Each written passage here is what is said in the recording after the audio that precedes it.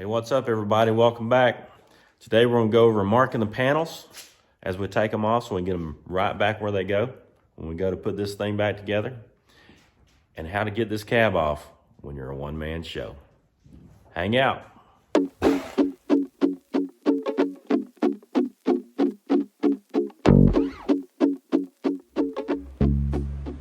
So we're in primer now.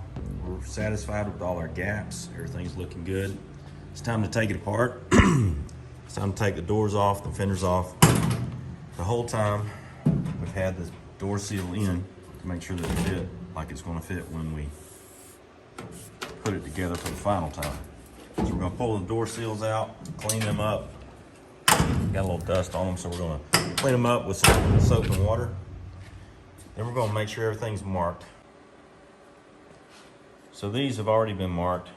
There's 1/8 inch holes that have been drilled already. And that's gonna let us put the fender right back where it was when we go to put this thing together again.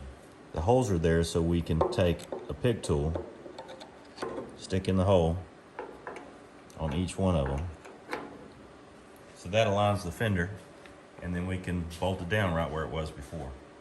You can always adjust it from there if you don't like it, but that gets you right where you've been at this whole time while you worked everything and made it look like you wanted it to. We'll get one on the inside at the back of the fender. We'll put a alignment hole right here as well.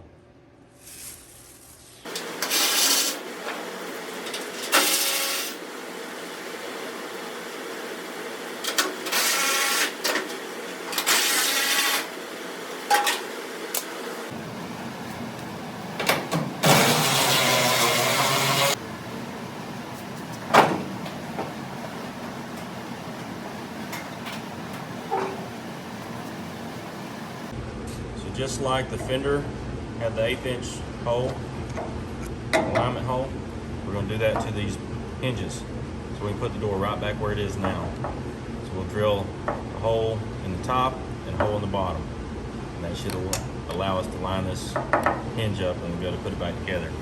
When we take them loose from the door, we'll do the same thing. We'll drill 2 alignment holes before we take the hinge off of the door.